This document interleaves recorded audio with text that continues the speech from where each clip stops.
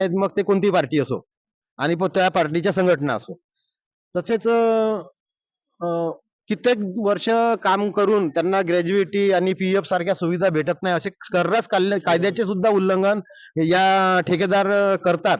याच्याकडे सुद्धा, यांच्यावर सुद्धा सरकारचं किंवा कायद्याचं कोणतंही बंधन नाही.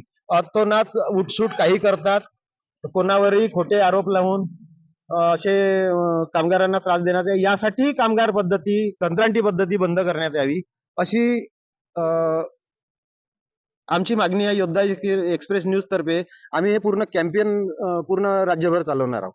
तसेच दादा, तुम्ही काही बोला. तुम्हाला कंत्राटी पद्धतीत फायदा आहे की नुकसान आहे, की चालू राहिली पाहिजे की बंद झाली पाहिजे? बंद बंद झाली। का बरं बंद झाली पाहिजे? इसमें अभी जो भी रिटायरमेंट हुआ है उनको ना पेंशन लागू हुआ है, ना उनको कोई फायदा मिल रहा, बेनिफिट कुछ नहीं। तो इस तरह से क्या हम लोग यानी कामगार लोग सिर्फ झेलते रहेंगे और फिर बाद में तुमको जाना है कोर्ट में जाओ?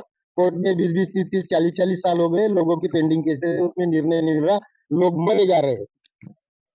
आपल्याकडे हा, तर अजय तांडेकर जी आहेत, हे कामगारांचे नेते आहेत. त्यांना भरपूर वर्ष झाले. तेही दोन गोष्टी या कंत्राटी पद्धतीविषयी बोलाल.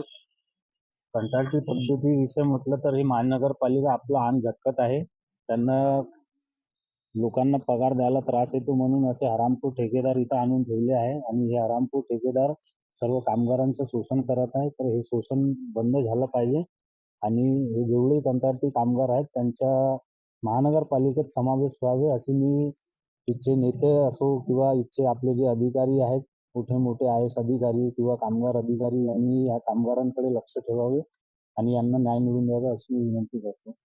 तसेच वीर सारथी योद्धा हेल्पिंग फाउंडेशन तर्फे वाहतूक कामगारांसाठी जी ही वीर सारथी योद्धा फाउंडेशन आहेत, त्याचे उपाध्यक्ष आणि मुख्य सल्लागार हे सर्व मिळून या जनजागृतीत सपोर्ट करत आहे आणि या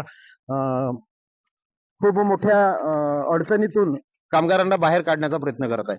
तर संतोष चांदेकरजी, आपले याच्यावर मत कंत्राटी पद्धतीवर? मी तर म्हणतो देशामध्ये कंत्राटी पद्धतच नाही पाहिजे. आम्ही हे कामगार लोक सरकार नियुक्त का बरं करतात? का त्यांना काही सहारा भेटो म्हणून. आणि ती सरकार जर या कामगारांना ठेवून ठेकेदाराला पुरवत असेल तर ती सरकारच कोण्या कामाची?